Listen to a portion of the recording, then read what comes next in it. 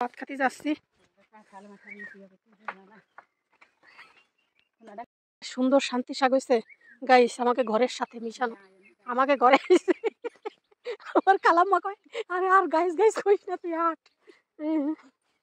আরে দেখেন আমাকে এলাকার ঘাসেও কত উর্বর। তুই কোন দিক যাবি আমার জাতি দে। বাপুরে বাপু, যা যা যা যা যা বাপু যা। হ্যাঁ, এরা ঘর দূর না দিয়ে চারিপাশ বেড় দিয়ে থুইছে, এরা সম্পদ কিনে রাখছে গাইস। সাইডে মেইন রাস্তায় হইলে ভালো হইতো। তো আমরা এখন দাওয়াত খাতে যাচ্ছি। দাওয়াত খেয়ে আজকে আসবো কি আসবো না বলতে পারতেছি। যদি বুঝি সেরম টেরম তো বাড়িতে ডেকে নিয়ে যাবো। আল্লাহ, যত দূরে চোখ যায় শুধু ফাঁকা আর ফাঁকা, কোথাও কোনো কিছুর দেখা সাক্ষাৎ নাই। কেক লাগলে অর্ডার করতে পারেন গাইস, মানুষ নেই জন নাই। কেকের সাইনবোর্ড আমাকে একটা আছে। ড্যাফল ট্যাফল মনে হয় সোনাডাঙ্গা পাওয়া যেতে পারে। সোনাডাঙ্গায় তো মূলত ফলের অনেক দোকান আছে। আর কত দূর খালাম্মা, পাও তো চলে না। আমি যে বলে দেখা যায় কত দূর আর কত দূর। ও ইজিবাই খেলা নসিমনালা, ইজিবাই খেলা ভ্যানালা নসিমনালা। একটা ভ্যানের মনে করেন যে গেছে, তাতে পিঁপড়েরও বসার জায়গা নেই। আমি তো হাতিবাদ। কিছু সময় হয় হয় হয়, ওই যে একজনের দেখা সাক্ষাৎ পাওয়া যাচ্ছে। ও ভ্যানালা ভাই, পানির যে অবস্থা, কি বিশ্রী অবস্থা পানির, গন্ধে গন্ধে দাঁড়ানো যাচ্ছে না।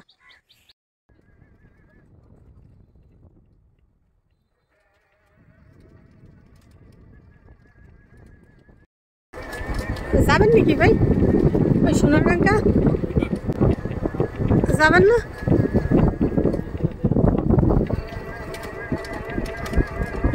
এই গেট কি ঈদের জন্য সাজাইছিল?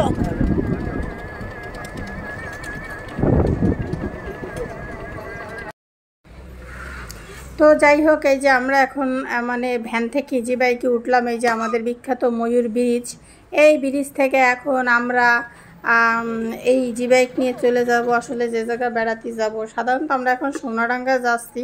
তো সোনাডাঙ্গা যাওয়ার পরে অটো চেঞ্জ করতে হয়, তো উনি যেতে রাজি হয়েছে। কিন্তু হঠাৎ করে যে ব্যাপারটা দেখলাম সেটা কি হয়েছে বলেন তো, বেড়াতে যাচ্ছি উল্টো পায়জামা পরে। হ্যাঁ, তো এখন হয়েছে কি যে উল্টা পায়জামা পরে বেড়াইতে এরকম আর কেউ এরকম হয়েছে কিনা একটু জানায়েন তো, যে উল্টা পায়জামা পরে বেড়াইতে চলে গেছেন। তো যাই হোক, খালি বেড়াইতে গেলে তো হবে না, সাথে কিছু কিনে নিয়ে লাগবে।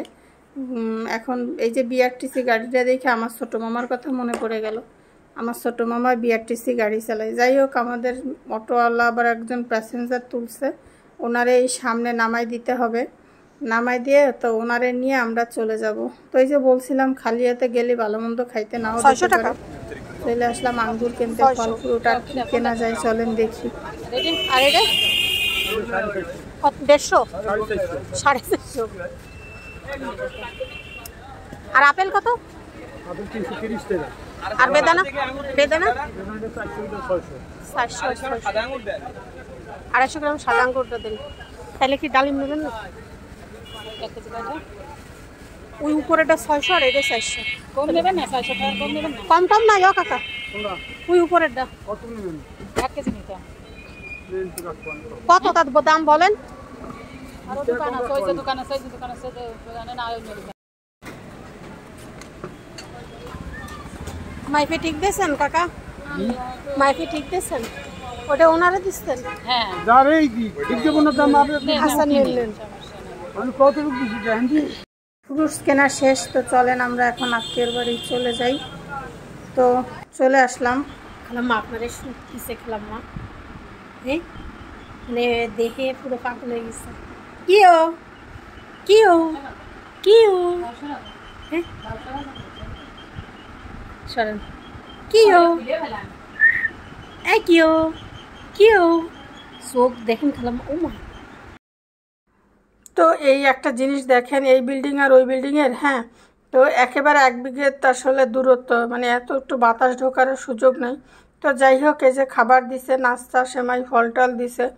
তো খাওয়া দাওয়া করে একটু ঘুমাইছিলাম, দেখি উঠে ডাকতেছে। এই যে ভাতও খাবার দিয়ে দিছে।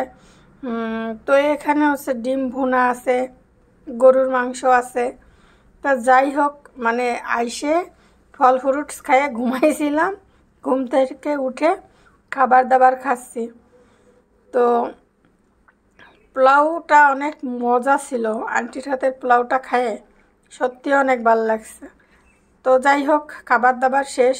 এখন এই যে আমার খালাতো বোন আছে, ও আমারে বলতেছে, দিদি তোমার আমি একটু মেকআপ করাই দিই। আমি কই আচ্ছা ঠিক আছে। আর ও আমার মুখে অনেক কিছু লাগাইতে চায়। আমি কই দিদি কিছু না, শুধু একটু পাউডার দাও, তারপরে বাকি যা খুঁজতে দাও। কিন্তু এই ফাউন্ডেশন ওই আরও যেসব দাও আমি ওগুলো দিতে চাই না। তো যাই হোক, বলতেছে দিদি তোমার তো মুখে শুধু পাউডার দেওয়াতেই সব কিছু ঠিকঠাক হয়ে গেছে। ও কয় তুলি দিয়ে সুন্দর করে আমাকে দূর, আমি হাত দিয়েই দেখো কি সুন্দর ব্লেন্ড করে দিতেছি। তো দেখেন গাইস, আমার হাত দিয়েই কি সুন্দর ব্লেন্ড হয়ে গেছে। এত কিছু করার কোনো দরকার আছে বলেন আপনারা? হাত দিয়েই কত সুন্দর একদম এটা মিশে গেছে। তো যাই হোক, এখন ব্যাপার হচ্ছে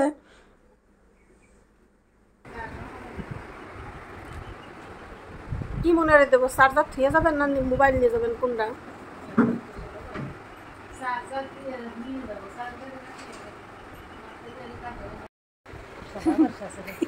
সবাই আমারে কয় আমি বলে কালা খালাম। আমরা যে করে ভাই বোন, 10টা ভাই বোন সব আমি ভরসা করছিলাম, কিন্তু কালো মানুষ বিশ্বাস করে না আমার। মানুষ কয় কি একটা ছবি আসছে, ছবি করতে পারি ব্রাশটা থাকলে অনেক বেশি সুন্দর হবে। হাইলাইটার দিয়ে দিব। সবাই খালি কয় আমি কালো কালো কালো। আমি যত ফর্সা ছিলাম এটা কেউ বিশ্বাস করে না, বুঝছি দিদি।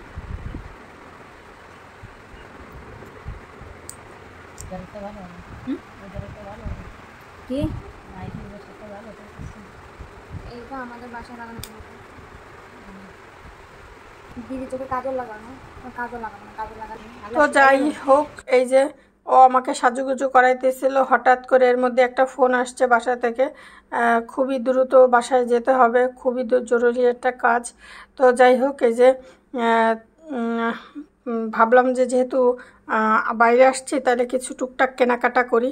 তো রেডি টেডি হয়ে আমরা হচ্ছে এই যে ইসে আসছি, একটু মানে ওদের বাসার সামনে, একদম ওদের বাসার সামনেই এই মার্কেটটা। তো ভাবলাম চলেন আমরা একটু যাই, দেখি কি কেনাকাটা করা যায়। তো ওরা ঢুকে গেছে, আমি এই যে ওদের পিছনে পিছনে আসতেছিলাম, কারণ আমি অলওয়েজ লেট। তো এখানে আসার পরে আমার কয়েকটা হিজাব অনেক বেশি পছন্দ হয়েছে। তো আমি ভাবলাম তাইলে একটা হিজাব নিয়ে যাই, কারণ এই হিজাবটা আমাকে দেওয়ার পরে আমাকে একটু মানাচ্ছিল না, তবে এটা ড্রেসের সাথে ম্যাচিং ছিল। আমার ওই বোনটা আমাকে আবার হিজাব পরা শিখাইতেছে, কয় দিদি তুমি এইভাবে দিয়ে রাখো, ভাল লাগবে। আমি বললাম যে ও আচ্ছা ঠিক আছে। তো যাই হোক, আমি ওইটা নিই নাই, অন্য আর একটা হিজাব নিছি।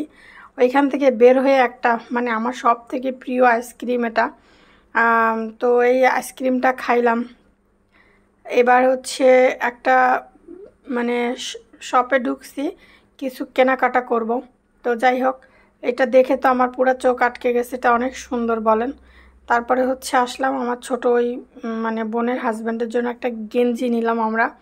তো এই দেখেন আমাদের গেঞ্জিটা প্যাক করে দিল। এই যে এখান থেকে আমরা গেঞ্জিটা কিনেছি, গেঞ্জিটা অসম্ভব সুন্দর ছিল। তো আমি এইখান থেকে আব্বুর জন্য আগে একবার একটা পাঞ্জাবি কিনছিলাম।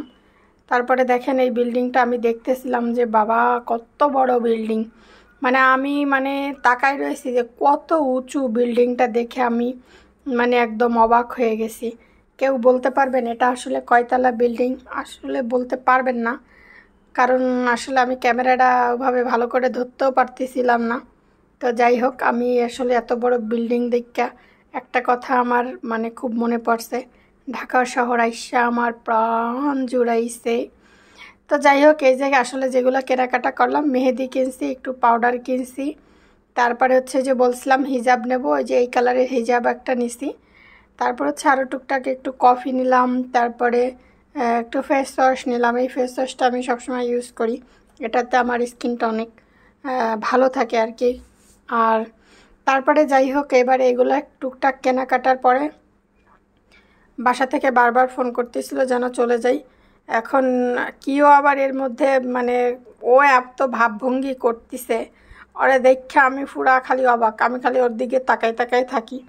ও মস্টামস্টি করবে, আবার একটু বসে, আবার একটু আমার দিকে তাকায়। তো যাই হোক, এবার হচ্ছে হাতে একটু মেহেদি কিনে আমার বোনটা আবার মেহেদি দিয়ে দিল। তো মেহেদি আসলে পুরো কমপ্লিটও করতে পারি নাই। তারপরে আর কি বাসার উদ্দেশ্যে চলে আসব। তো এই যে কিও দেখেন কেমন করে আবার ওদিকে তাকায় আছে। তা আমার শুধু ওরে আমি ডাকতেছিলাম, কিন্তু ও ক্যামেরার দিকে ফিরতেছে না। হ্যাঁ, ওই দেখেন কেমন করে আবার তাকায় থাকে। কত যে ফাজিল, ওই বিশাল একটা দুষ্টু আর কি। তো যাই হোক, আবার আমরা এদিকে আবার আমার বোনটা আবার অনেক কষ্ট করে মেহেদিটা দিতেছে। মানে আমি এত নড়াচড়া করতেছিলাম যে ও মেহেদি দিয়ে আসলে করতে পারতেছিল না। তো যাই হোক, তাড়াতাড়ি বাসায় যেতে হবে। আমি আবার বের হয়ে গেছি। বের হয়ে তাড়াতাড়ি এই যে অটো নিয়ে এই যে চলে আসলাম মোর ব্রিজের কাছে। তো ভালো থাকুক আমার বোনটা, সুন্দর করে মেহেদিটা দিয়ে দিয়েছে। এই দেখেন, এতটুকু দেওয়ার পরে পুরোটা কমপ্লিট আর করা হয় নাই। তো চলে আসলাম আজকে বাসায়। বাসার উদ্দেশ্যে মানে রওনা দিয়ে চলে এসেছি ব্রিজ পর্যন্ত। এখন আর একটা ভ্যান টেনে আবার যেতে হবে আর কি। যাই হোক, সবাই ভালো থাকেন, সুস্থ থাকেন। ব্লগটা কেমন লাগলো অবশ্যই জানাবেন। তো এই জায়গাটা আসলে নিচে নামতে আমার একটা মানে পরাণের মধ্যে কেমন করে ওঠে।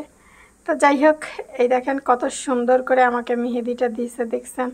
আসলে আমি যেহেতু অটোর মধ্যে থেকে ভিডিও করা যাচ্ছে না। সবাই ভালো থাকেন, সুস্থ থাকেন। আল্লাহ হাফেজ, আসসালামু আলাইকুম।